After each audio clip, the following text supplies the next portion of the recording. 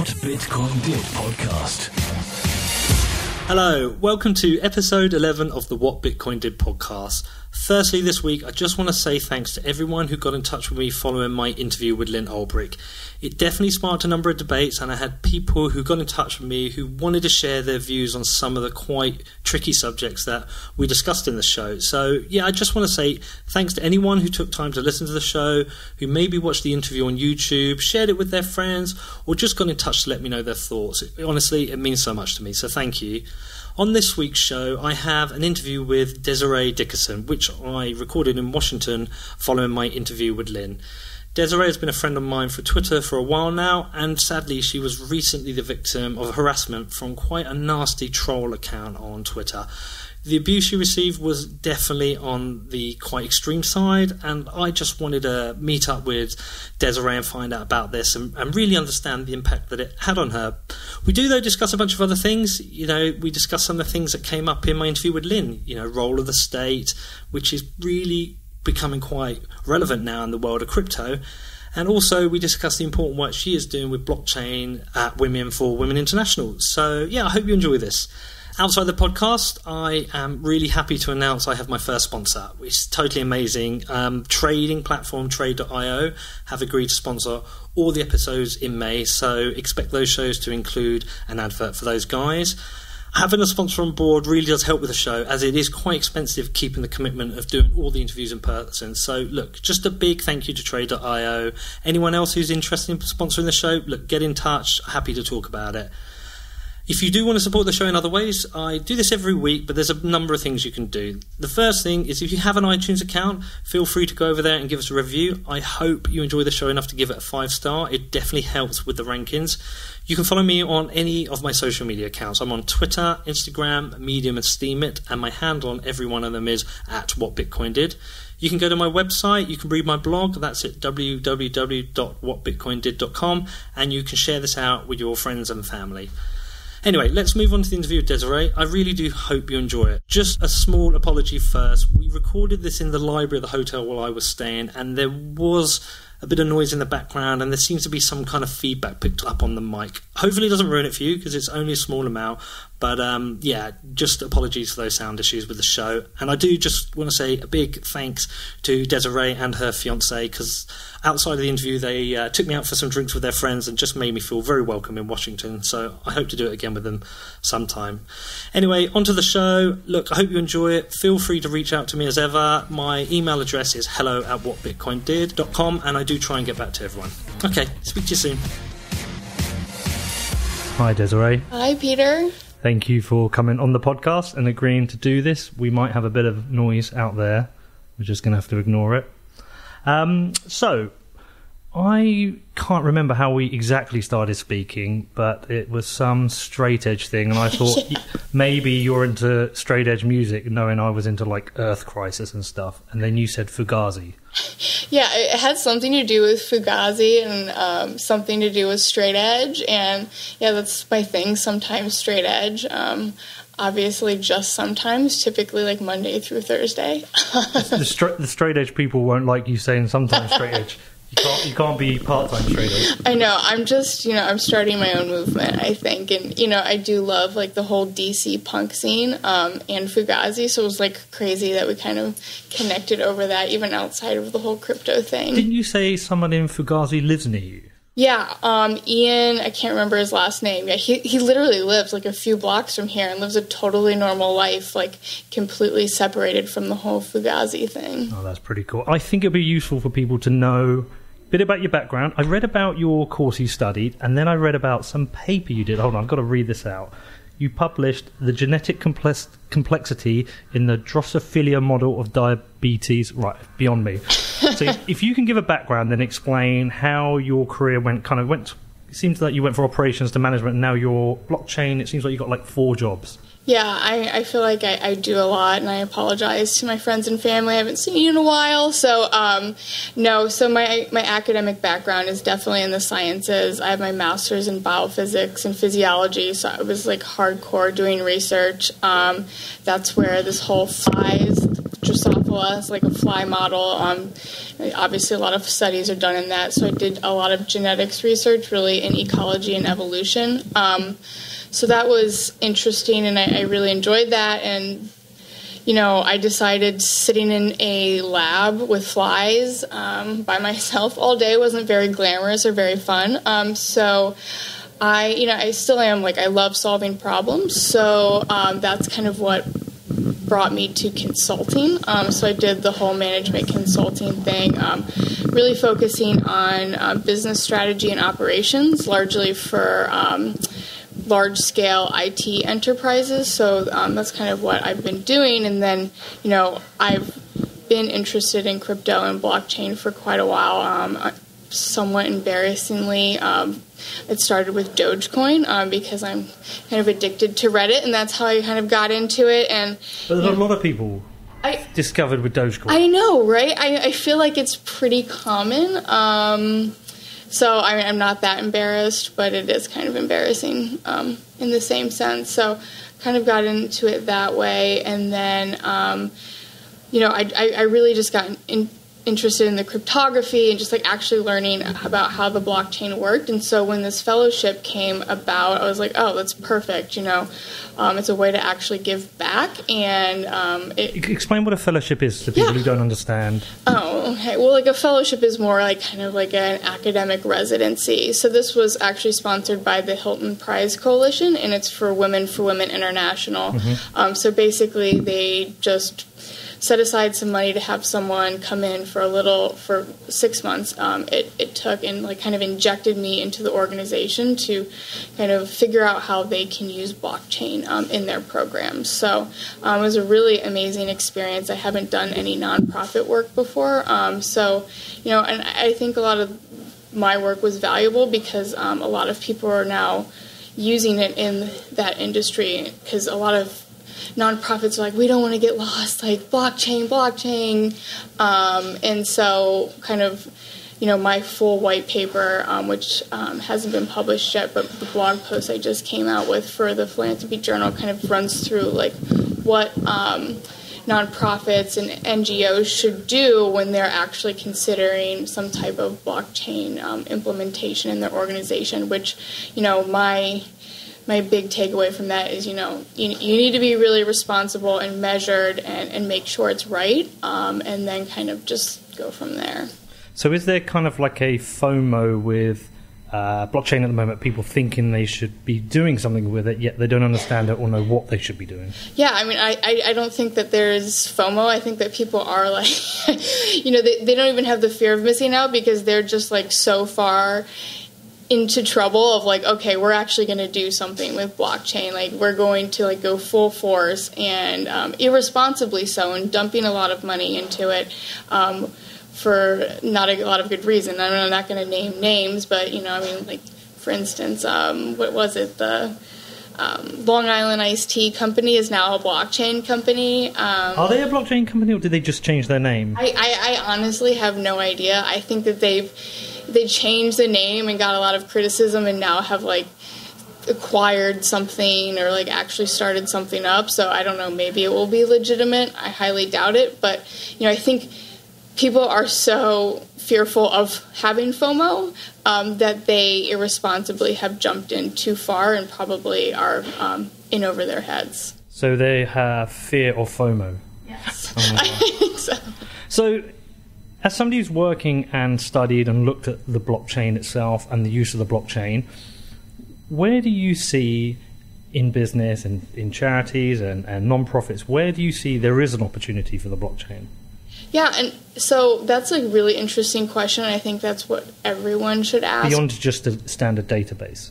Right, yeah, and for instance, there's so many humanitarian use cases, supply chain, whether that be migrant workers, food distribution, tracking of payments. Then there's just the financial use cases in terms of banking for the unbanked, remittance payments, and then identity as well as property rights. So there's just looking at the nonprofit industry, there's so many different opportunities. But I think and this is the consultant side of me coming in, where it's just there's so many ways to use this technology, but you need to figure out what aligns with your organizational mission and vision, right? If it's, for instance, Women for Women, they do a lot of programs, a lot of programs around social and economic empowerment for the women. So starting to talk about property rights when these women can't even read, so I think it's really important to do like a very in-depth organizational assessment and like what is our mission and how can blockchain actually help us further that mission, rather than like, what I say a lot of the times is how can we make blockchain work for us rather than us work to have blockchain and say that we're doing blockchain, right? It's a sexy marketing term, but if it's not working for you, you're going to start wasting resources, you're going to start wasting time, and ultimately it's just going to detract from your work. Do these tend to be private blockchains, or are they using protocols that are out there? So it just depends. Like for instance, with Women for Women, we really focus on the financial use cases, so a lot with banking for the unbanked and stipend delivery, so the remittance piece. And so, like for instance, my big recommendation was, hey, you're not a technology company, you're a nonprofit, so like why don't we look at partnering with organizations that are actually doing this? So, for instance, BitPesa. So BitPesa is definitely public. They use they convert fiat to crypto and then back to fiat of whatever the destination currency is. So I think it really just depends. I'm a huge proponent of public blockchains, but a lot of these, like for instance, Spen is a really cool solution. They're like a little bit newer in the space, but they do it on a permission blockchain, which has its pros and cons. And so the Women for Women International, of the things you're doing, is that your primary, is that taking most of your time, or is it the thing you're most interested in? Oh, definitely the thing that I'm most interested in, and it's wrapping up, and I kind of have my hands in several different things. I'm like writing for 21 Cryptos, which is fun, and editing for Whale Reports, which is great, working with those guys, and then still kind of doing the consulting thing as well, helping out there. It's been kind of hard to tear myself away from the salary as well as some of the people. So I'm kind of actually helping them build out a blockchain practice around kind of stuff that's coming out from the federal government. Okay, so the Women for Women International, are we in countries like England and the US, are we a little bit clouded from different issues facing women here that they are supporting? You talk about bank for the unbanked. Is there an issue maybe in certain countries where women can't get bank accounts? Is there a gender thing going on here?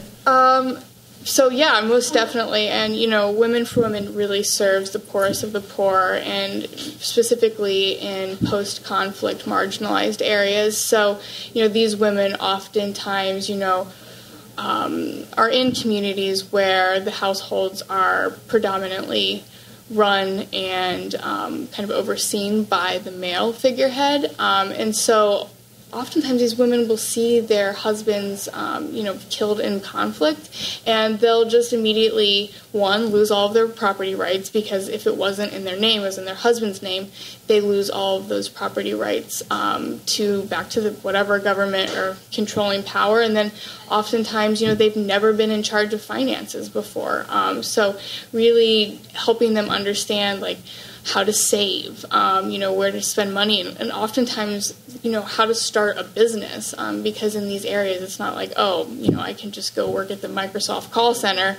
This is more like, how to produce some type of food product and how to sell that in a community. They're dealing with issues that are just like so basic that, implementing blockchain at that level can be kind of challenging, but these are issues that the program around it, like the program itself can definitely use blockchain. But I guess banking for the unbanked is a blockchain solution in certain markets. Right, and so that kind of starts around like actually having a mobile device, whether that be connected to the internet or using a mesh network, and then just really like Spend, for example, actually has like a quasi bank account. Like obviously it's not like backed by any central bank or anything, but it's almost like Venmo, where the women can transfer money between one another, and then there's vendors who can use it as well. So it's kind of like a blockchain-based Venmo app. Yeah. But is it local currency or is it crypto?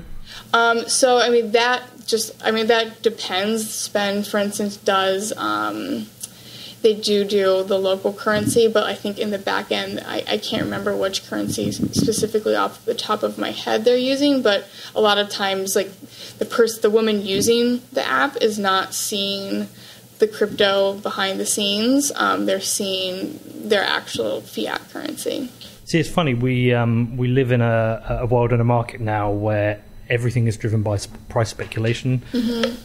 You'll regularly see on Twitter or in the crypto press, people will be saying, we don't have any real-world projects, nothing's being built. But actually, there's a bunch of important work being done here that people aren't really aware of. Yeah, I mean, I think there's just, in my blog post, like I outlined several, the State Department and Coca-Cola have a project going on right now to use blockchain for focusing on the supply chain for migrant workers, like forced migrant workers for the next World Cup.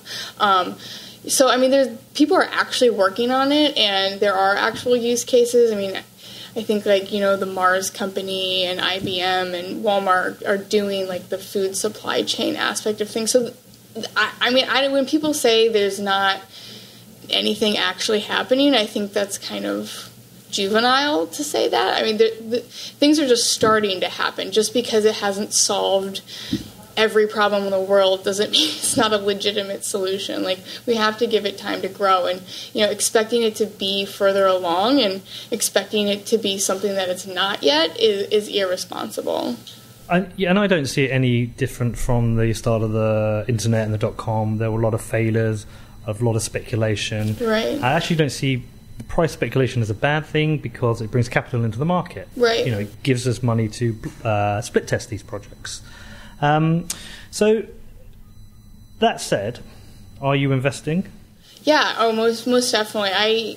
I kind of stepped back a little bit in December because I needed to buckle down and not be sitting on TradingView all day. And I'm just not really that great at TA, to be honest. Like, the fundamental analysis, that's kind of my thing. I mean, I enjoy reading white papers and kind of getting down into the weeds with different projects. But I used to have quite a large portfolio. I've kind of started selling off. As long as I'm making money off of it, I'm just okay, I can't keep track of everything that's going on. And interestingly, some people live purely on TA. They don't believe in the fundamental analysis. Yeah.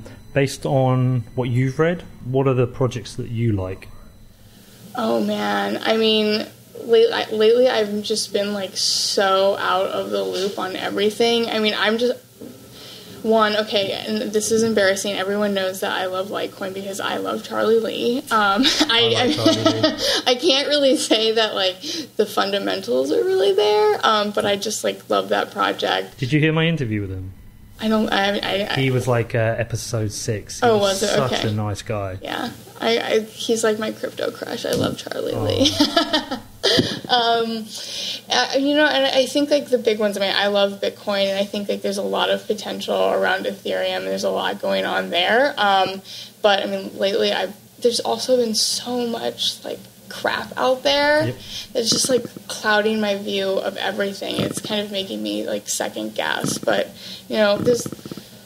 and I don't even know what a utility token is anymore. I understood what it meant and what the purpose was before, and now it's been so misconstrued. I'm just yeah. Well, it looks like the SEC considers almost every utility token to be a security token. Oh yeah. Or a debt token, as I've heard them, with no intrinsic value. You've been involved in some government work, right? Yeah, I'm just federal consulting. Is that blockchain based? No, I've not. I mean, I know a lot of the folks who are, like, working on it in the government, and, you know, they're really pushing hard and doing some awesome things, but I haven't been involved directly in that. Okay. So I do want to ask you about one thing specifically that came up recently. I think most people felt for you. You had what was called a parody account. Yes. Which really wasn't. It was pretty much harassment. Can you explain how you first realised the account existed? Yeah, so I had no idea, and then I actually got back from all of my travel, and someone messaged me and said, "Hey, I know this isn't you, but this person's harassing me," and linked me to the awful account, and I mean, had been up for like a month, like just harassing people on their pages and obviously pretending to be me. I mean, we're all on Twitter. You don't ever generally always look at the name. People like change their names on there all the time, but the picture, you know, is my face. I've never changed my Twitter picture. Well, it was a clone of the profile, essentially. Yeah, exactly. And so it was shocking. You know, I've had like quote unquote cyberbullies, like people tell me I'm ugly or I smell bad, which I wouldn't know how they know, but you know, that never really got to me. People telling me I'm stupid, like just like really petty stuff like that. But this was, you know, someone impersonating me, and like they generally went after other women, saying like really awful, hateful things, and then they also, you know, were kind of soliciting a fake me and offering fake nude pictures of me in return for Bitcoin, which was really disturbing, and then to have people message me and say, "Oh, that's not your account, like I want my money back." The fact that this person was like profiting and getting Bitcoin in return from like fake photos that I actually have never seen was just like really troubling. And you know, I think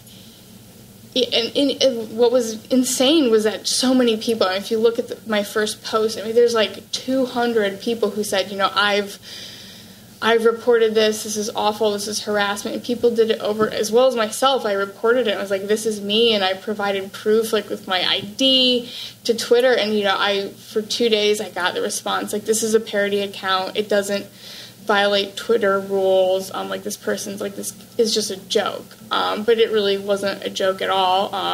It seems to be spanning between harassment, I guess bullying, harassment, but also a scam, it's a scam as well, which we have a lot of scams, but this is also a scam. Yeah, exactly. I mean, it's like the full gamut of like horrible things that can happen on Twitter. So, yeah, definitely the harassment piece. And, you know, I've had, like I mentioned earlier, that, you know, a friend who does a lot of like harassment law, and you know, she reached out and kind of, you know, which I think is important. And you know, if this ever happens to anyone else, like definitely document everything, like going into, she's like, okay, like you need to have the screenshots, because like eventually the account was shut down, so I couldn't see anything. And so if this ever happens to you, PSA, document and document Twitter's responses, because like at some point it becomes too much. And apparently, like talking to this lawyer, like a case can be made, you know, if Twitter doesn't take the account down. So like there's a lot that you can do, because you know, there at some point harassment becomes more than, or it becomes more than just like a silly troll on the internet. It becomes like a lot more. So while they were harassing others, harassing friends of yours? I mean, people, I mean, yeah, just like general like people that I knew on Twitter. Yeah. They were just like saying awful things, you know, stuff that I don't feel comfortable repeating. Yeah, no, you don't have to. But do you feel also like this was harassment of you? Yeah, no, definitely. And some of their responses, or like when I would comment, like they would comment on my posts as well. So like, you know, they would respond directly to me, telling me how stupid I was, or like calling me really crude names. But yeah, I mean, I not only, I mean, they did harass me directly a couple times, but I felt like this is so strange, like, to deal with, like, people. It was more like, how are people going to, like, view me? You know, like, I try and, like, actually produce, like, thought leadership pieces, like, you know, my blog posts and the work that I've been doing. So it was kind of like really disappointing to see someone like, it was almost like they were attacking my credibility or like trying to ruin my credibility in the space. And, you know, that kind of hurt more than anything. Like the words and the names that I was called didn't bother me, but like just kind of trying to take away from, you know, the hard work I've put into this space, like that really got to me. How long did it go on for? So I think about that I was aware of for 3 days. So for 3 days I was kind of attacking it, which doesn't seem that long, but with everything else and like trying to finish my fellowship up, it was a lot. And then for 3 days, but it had been going on for an entire month before, and it actually started around Valentine's Day. So I guess whoever did it, you know, probably might not even understand how much this affects somebody. Yeah. And how upsetting it is. It also feels like something that doesn't really happen to men. I mean, men get attacked, men get bullied, men get, you know, trolled and accused of called names, but it doesn't feel like a profile like that would be set up for a man. Do you feel like this was just some kind of gender attack as well?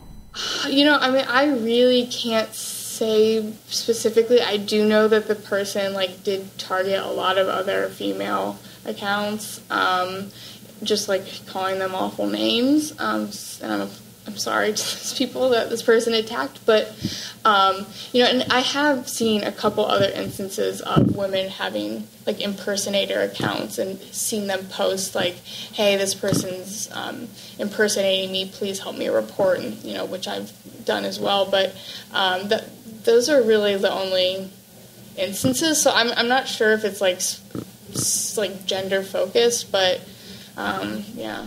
I guess it'd be strange for. I just couldn't see a female doing that for a male account, and I guess it'd be strange for a male to do that for another male unless they really wanted to attack them. It was weird because the person, they spent so much time doing it. You know, it wasn't just like, oh, once a day. I mean, it was consistently on and on and on and on, and that's what just like blew my mind. And you know, it went undetected for a month for me, so I don't know if the person's still out there and still doing it. But I mean, it just like, man, it just like. Even though it's not that big of a deal, it just like clouded your mind. It was like constantly. I think it is a big deal. I mean, you know, you mentioned this has, you know, an impact on you. Other people are going to see this and think this might be you. Yeah. Yeah, I mean, definitely. I was like constantly checking my Twitter all day long, and then, you know, having people message me and be like, oh my gosh, like now this person's posting this. It was just this huge drama that, I mean, I never would have anticipated. Yeah, I think everyone felt for you through it, and I think the response of Twitter was hugely disappointing, but seems to reflect very strange decisions that Twitter are making at the moment. Yeah, I mean, I am so anti-censorship and, you know, kind of freedom of speech, especially on the internet. And, you know, I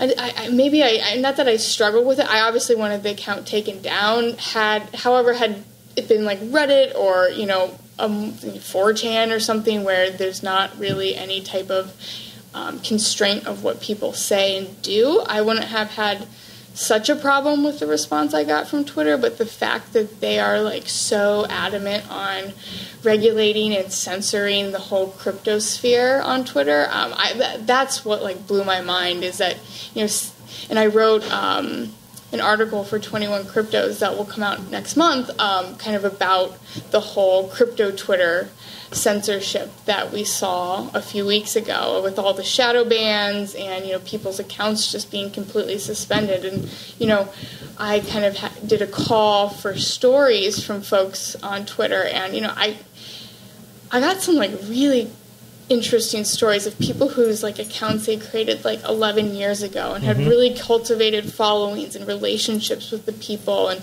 you know, took a lot of pride and enjoyed the content that they pushed out to their audiences. And so it was really hurtful and really impacted their lives when Twitter suspended their accounts. And so that, that compared, thinking about that with my experience, I was just really bothered that, Twitter could just haphazardly block people because they said Twitter or because they said crypto or made fun of, one theme that I saw with some of the stories I heard was people making fun of send me 1 Ether and I'll send you 5 Ethereum back. And so, like, people were banned a lot for that. So it was like Twitter's banning people for that, but are not going to shut down this account that's clearly harassing me and everyone else. So I was really, really disappointed. Yeah, I still don't understand the Twitter approach at the moment because it's so inconsistent. I talk about crypto. I don't think I've been shadow banned. Other people do. They have been shadow banned, and I don't understand it. And also, now they've banned crypto ads. Yeah. Can you make any heads or tail of what's going on here? I mean, there really does not seem to be any strategy whatsoever. I mean, I don't know, maybe I want to see if you, I've typed a few tweets that I've deleted because I'm like, oh my gosh, I think I might get censored or, like, get banned for saying something. Like, not anything aggressive, but just something that I was like, oh, this might, like, tip their bot or whatever. Like, have you felt that way? Like, that you might God, no, I type anything. I post anything I want, and I get into all kinds of arguments and situations that I shouldn't be. And I did, at one point, I did have a fear, because I have a range of content out there, and Twitter is the main place I get the audience for my podcast. And, it'd be devastating to lose that account. But I couldn't find any consistency in it. No. I mean, there's one guy who's on my Facebook group. He's got like 200 followers, and a couple of them are really cool followers, but he's had the account, like you said, for 10 years, and he got banned. Yeah. Yeah, I can't understand it, especially also as Jack Dorsey is investing in crypto. Yeah. He invested in Lightning Network. Square are doing things in crypto. I can't see any pattern. Did any of the people you speak to have any indication of what they thought they might have? Were there any patterns? The Ethereum, like somehow mocking that whole Ethereum scam. I did get several. Those were the only ones, and then some people suggesting that their tweets making fun of Roger Ver was why they got banned. So those were the two common themes. I don't know how much credence there is behind either one, but I've done everything you've listed. Every single thing you've listed, I've done it. He seems to quieten down now, though. That seems to be over, and we seem to have moved past that. So, I don't know, we'll have to wait and see. I don't know about you, but it seems like there are always different sectors attacking crypto. The banks will attack it, or there will be governments attacking it, or it will be social media are now attacking it. Why do you think this is? I want to think it's just, people are just so familiar with, like, this ecosphere that they've been working in and building for the last 50 years, and, like, bringing something in, introducing something that, like, has the power to, like, completely shift the paradigm is, like, extremely threatening. And, I mean, you think about, like, government, like, there's a bunch of, like, I'm not going to say actually anything about that, but, like, financial institutions are, you think about that, it's like a bunch of, like, old white dudes who are like, oh shoot, like, IPOs are, like, failing, like, they're happening less and less, there's no innovation happening there, now there's these ICOs, oh my gosh, like, we've got to, like, not let this happen. So, I mean, I think that there's, a lot of resistance because they are profiting from how the environment works right now, so why would you ever want it to change? I mean, I get where they're coming from, but, I think it's, fear of the unknown. It's magic, internet money, it's this new thing which... I think because people can't own it. Yeah. Or they don't own it. Any other technology, like a bit of you can own your bit of the internet. I think people can't own it, and they can't control it. And right. Governments and banks are used to owning and controlling things. Right, but then again, it's just, I don't know. I mean, I feel like people, for whatever reason, it's so new and people want to understand it to like the nth degree. You know, when I try and describe blockchain to someone, you know, I can do it, right? Go on then. But how do you describe no, blockchain? So this is how I described it to the nonprofit this week, you know, and this is how I've really done it. And I could walk through step by step, but it's, you know, that doesn't work for most people. I mean, even for me, when I was researching and trying to learn myself, I mean, it took me, I had to read like 30 different things to just like really get it, because there's so many components. There's like the behavioral economics part of it, you know, there's the cryptography part, you know, there's this like trustless trust part. I mean, there's just so many things to it. It's hard to describe in one go, but you know, my thing for people is like, I don't know how a car engine works, but it doesn't mean I'm not going to drive a car, right? Like, I only need to know it gets me from point A to point B. You know, I don't know the inner workings. Honest to God, I don't know how a cell phone works. It just, like, blows my mind. But that's not going to mean I'm not going to use it. And so I think for people, like, if you're not going to be in the weeds working on blockchain, if you're not going to be really working with cryptocurrency, like, there's no reason to bash it just because you don't understand it. Like, you don't bash your microwave because you don't get how that works. So, and that's my, like, kind of bid to people. And, you know, that's how I kind of approach when I'm explaining it to people. And, you know, I'll explain it at a high level, but it's just, you know, you don't need to understand what it is and how it works. You need to understand what it does and what it has the potential to do, because, like, that's what's really going to matter to most people. And for you, I mean, for me, I guess I feel like I see this, you know, crypto splits into the cryptocurrencies and then protocols and projects. But essentially the two. One's money, one's technology. Mm-hmm. And I know they're both technology and math, whatever, but one is about the financial side and one is about the products. I feel closer to the financial side because money's proven, the use case is proven. I kind of end up saying the same things over and over again. But for me, I find that when I had to buy a bunch of mining gear for China, bought it with crypto, transaction was $100,000. It was confirmed in, I think, about 7 minutes, and the fee was less than $1. That to me was a proven use case, because I don't know how the bank would do that. But also, I believe we need a global currency, and the only way to do that is decentralized. So that's for me, that's where I am. But in terms of you, what are the things that you find are important in the space? Why do you, like, are you certain crypto is here forever for good until something better comes along? Or do you still think that we've got something that might or might not succeed? No, I mean, I think it's here forever. Okay. I mean, I don't think it's going to solve all of society's problems tomorrow. I think it's, you know, it's going to take a while, but I think it's like, it's reached that threshold of like no return. So we just need to give it time and kind of nurture it. But, you know, I'm totally on the whole crypto thing as well. I mean, I think the biggest thing that I'm obsessed with is just like the whole decentralized, like really avoiding any kind of central authority. And, you know, even in like the humanitarian use cases, just thinking about like some type of oppressive, regime like controlling how people spend their money is just like one of the most frightening things to me. I mean, even, you know, half the people can't buy cryptocurrency on Coinbase because, you know, their banks won't let them. And I mean, and these governments and these central banks have the power to control how we spend our money. And, you know, I don't think it's outside of the realm of possibilities. And, you know, I think, you know, that's a big thing for me too.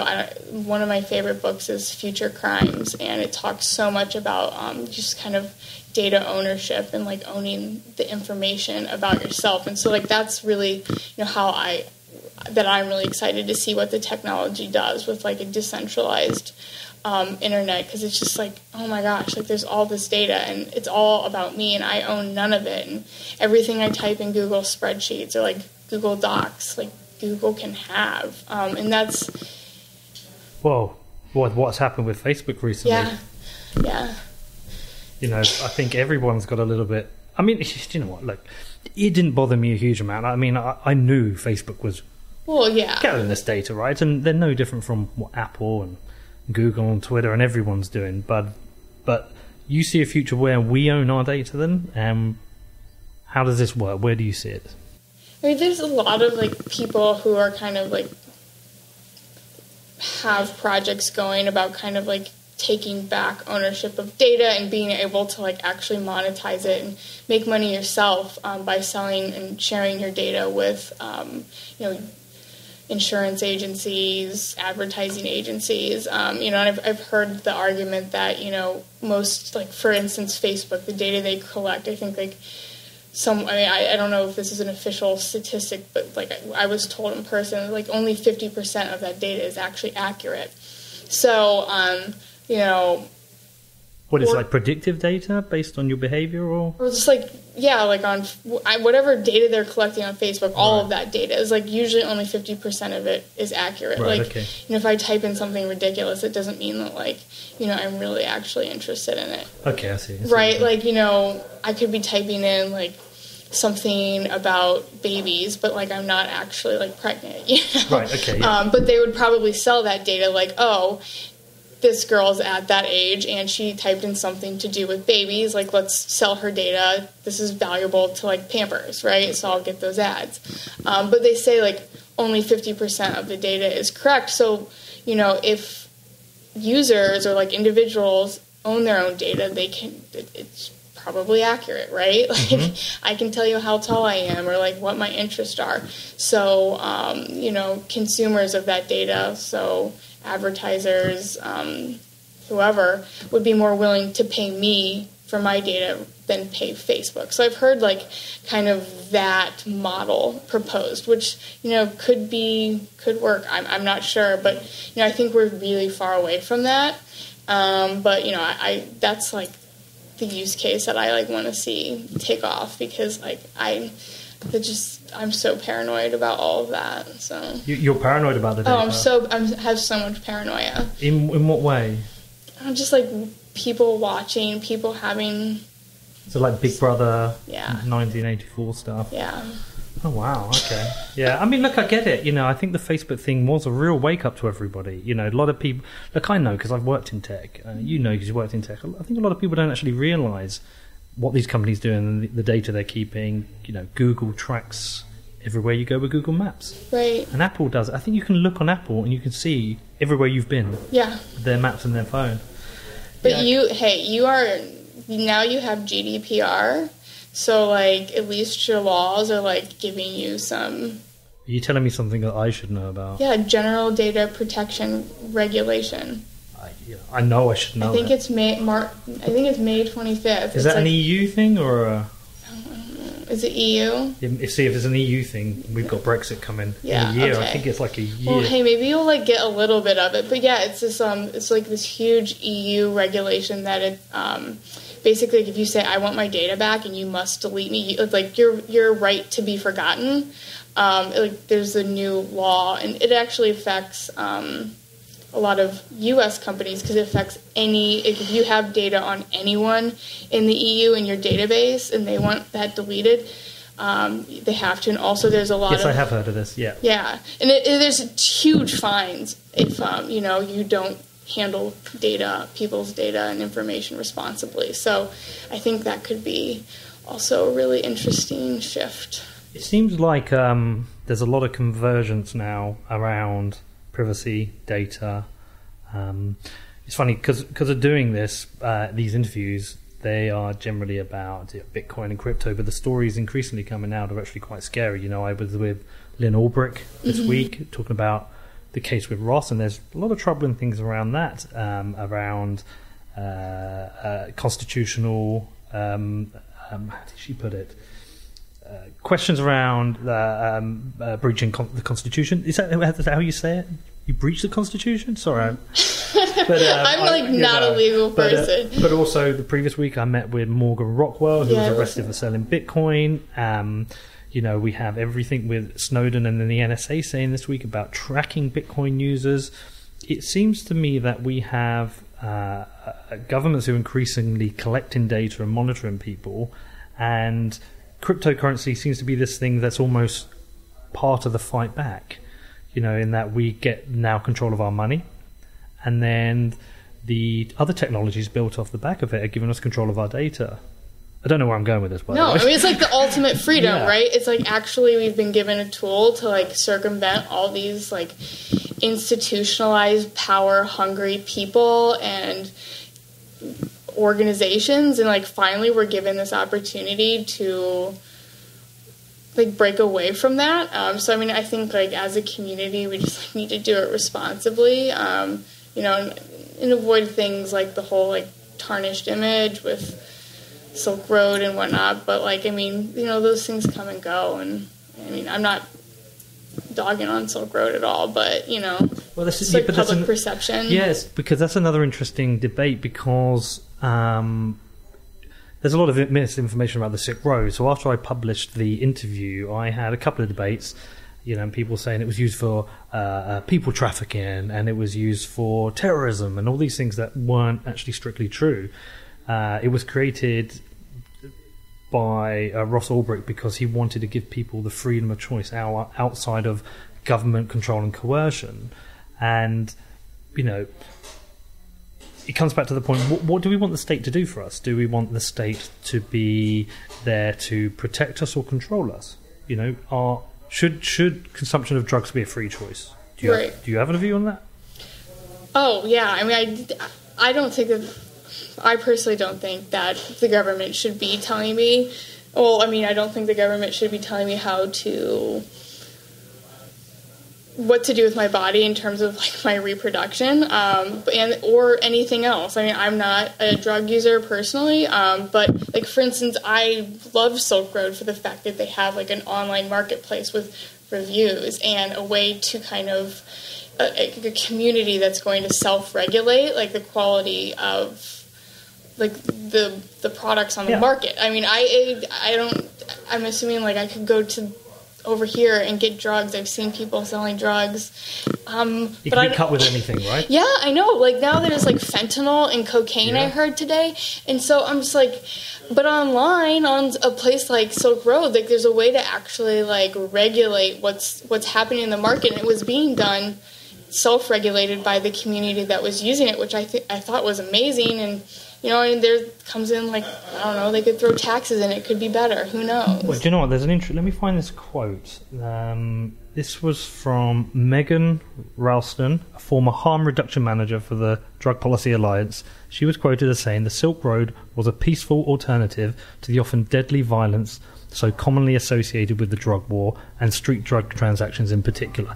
Now, look, somebody came back to me the other day discussing it with them and said, yeah, at that end of the supply chain, but the part of the supply chain in Mexico and Colombia, you know, 80,000 people have been killed in Colombia. I don't know if that was a year or whatever, but there is certainly a debate to be had around, you know, if you're a drug user, you are often having to buy in dangerous and violent situations potentially, and you also do not know what you're buying. The reviews part of the Silk Road was the thing that had to make the suppliers be a little bit more honest, and we've lost that. We've gone down a funny route here, haven't we? No, I know, and I mean, I guess I don't know much about the war on drugs, and I don't really actually know that much about drugs, to be honest. But like, I mean, who knows? Like they talk about, I mean, we were just talking about migrant workers and, you know, supply chain. I mean, who knows? Maybe the blockchain could solve that too. Well, it's funny because like the more technology is advanced and the more it's empowered governments to watch and control us, but also then that is leading the fight back with people saying, look, we've had enough of this, we don't want this. And it's funny, I don't know if you ever read about Bitcoin maximalists and the hyper-Bitcoinization. I can struggle to say it. Hyper-Bitcoinization. Did I even get that right? Where actually there are people who foresee a time where the value of fiat will be so low compared to Bitcoin that people will prefer to own Bitcoin, and Bitcoin will take over. And fiat would be like a secondary currency, and the governments won't be able to do anything about it. And at that point, governments will start to lose control. And I come back to the point and think, God, what would it be like to have a country without state control? Would it be good? I don't know. I mean, it's something I can't foresee, but it feels like Bitcoin is raising all these other questions now. Yeah, I mean, I think there's a potential for that to happen. The government is out of control. I mean, the the government, the waste of like money and resources that they got spent by the government is astounding. I've seen it firsthand. But maybe if governments lose control, I don't think that it's just going to be this crazy society where everybody's just like, sharing heroin and like killing people and, everyone's a sex worker. I think that everyone wants to be protected to a certain extent, but everybody wants their freedom. So, maybe it will like spark a fire for something where it's more of like a self-regulated government, like where, people elect people that they actually believe in, and it's not some like crazy voting system that we invented like back in the day when there weren't computers and people died when they were like 40 just because. So, I think there's like a ton of potential. I think, especially in America, I think we need to shake things up a bit for sure. In what way? Just as an outsider's perspective, it feels like you have two choices to vote. You vote Republican or you vote Democrat.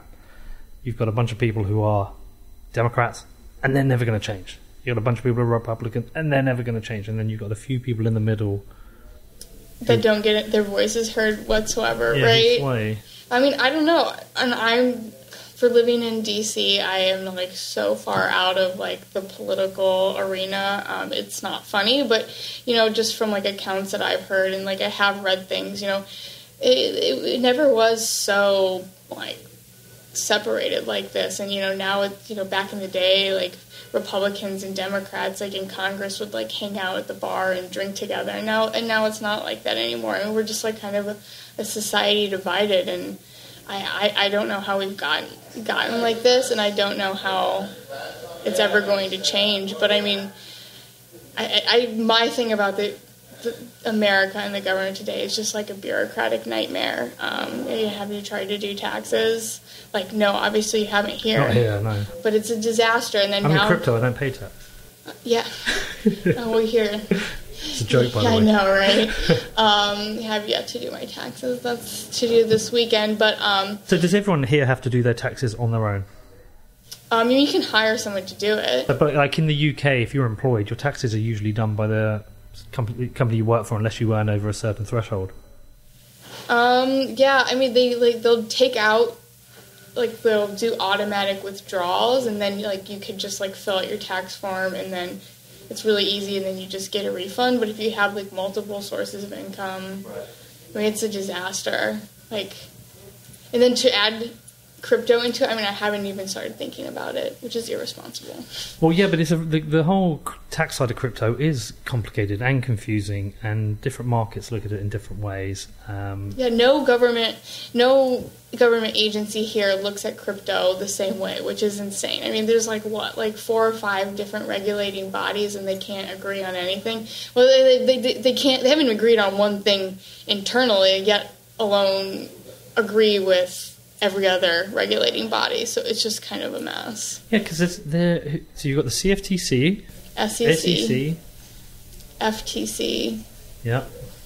I think there's like 1 or 2 more. I have no idea. So Morgan was arrested by the Department of Homeland Security. Oh yeah. That's like. There's so many government. I have no idea. Oh, I think there's 17 intelligence agencies alone. Sorry, 17 government agencies? No, there's way more. That's intelligence agencies. Intelligence agencies? Yeah. Gosh. You just don't know about them. It's pretty scary stuff. I found the stuff that Edward Snowden came out with, I think, was it this week or last week, about the NSA tracking Bitcoin users. That's what they were going for first. I found that quite scary. Yeah. I have like views on Edward. When the whole Edward Snowden thing happened, I was like, man, this guy's going to be like an American hero. Like, I'm so for this. Like, let us know what they're tracking, what they're watching. But then, like, but he went to Russia. Well, then it's like, oh, okay, so they were owning all of our data and national secrets. So now that you have them, you're just going to let everybody have them. Like, that didn't make people died because of it, and people's lives were ruined, and, the cost taxpayers billions of dollars to, like, rebuild programs that were now public. And so there were, like, a lot of after effects that I I thought was just like probably not the best way that it can be handled. But yeah, I mean, I don't agree that the government should be tracking Bitcoin users. I mean, I don't think I'm totally against all of this tracking stuff. But yeah, see, I wonder where it's going to go. I mean, the CFTC thing was really bullish, and yeah, Christopher Giancarlo was really bullish and really supportive. And it feels to me like the American government have realised that you can't stop Bitcoin. It's a distributed ledger. Right. And that actually, if there's an opportunity for wealth creation, let's be the first. Right, but that's the CFTC, right? Like they regulate corn, like commodities. Yeah, but we call it corn. Well, touche. Okay. But then you have the SEC, who have been like so like they're so much curmudgeons about it. I mean, they like freaking hate it, and like, you know, honestly, I don't know. At the end of the day, like, my thought is they're the ones who are going to win out on this. But interesting. So it's about, how does this get resolved then? I mean, I have no idea. I mean, you see, like, all the time, like, we can't even resolve like our like national budget, and the government's always like about to be closed down like every month. But isn't that just party politics? And one party saying, right, we're gonna hold you to ransom here unless you agree to this, just to get things through. I mean, I found I only watched 2 series, but if it is like House of Cards, is it like House of Cards? Because if it is, it's kind of insane the way everything's about backdoor deals and lobbyists and. I mean, I'm not in on the mix, but like my view is it's probably worse than that. Oh God. But yeah, we'll see how it shakes out. I mean, I think the only thing we can do is just like really have like strong people who are like the face of all of this. So like, you know, Coin Center, like being up there, like actually educating lawmakers and people who, you know, make laws and whatnot. I think that's like the most important thing we can do. So as terrible as this sounds, I wasn't aware of Coin Center until you mentioned them to me the other day. I think a lot of people won't know who they are or what they're here to do. Can you just explain? All right. Well, yeah, I don't work for Coin Center, I know, of course. Yeah. But I definitely. But it seems to be an important role they're doing. Yeah, I mean, for lack of a better word, because you know I don't do their marketing or anything, but you know they're like almost like a lobbying body who really like goes and advocates for cryptocurrency and just really this like little revolution that's happening, and they go and they educate lawmakers, and they put out like a lot of really amazing thought leadership. So the whole pornography on the blockchain, or the child porn on the blockchain that came out, they put out this amazing article that was short and just like perfect, and just really silenced a lot of like the chatter going on around that area. So I mean, I think really supporting organizations like that is like how we're going to get our voices heard. Like sitting and tweeting and like complaining and making fun of these like guys who make the laws is not going to get us anywhere, but like actually like writing congressmen and like getting out there and like actually taking action, and also supporting organizations like Coin Center or the Chamber of Digital Commerce. Like I think that's really how we can affect how we're going to be regulated. Okay, great. Listen, we've pretty much done our hour. Yeah, I mean, a few sirens. Just to finish off, just let us know your plans. What are you up to? What's coming up for you, and how people can stay in touch. Whether you want to hear from people, how they should hear from you. So I'm not really sure what's next. I'm kind of trying to figure that out. Hopefully something really fun. But if you're looking to follow me, definitely follow me on Twitter. It's at Dickerson_Des. That's definitely the best way to get a hold of me. And then, I have my Medium, which I occasionally post on. But yeah, definitely tweet at me. Okay, but thank you for this. I really appreciate it. Yeah, this was wonderful. All right, thank you. Okay, so what did you make of that?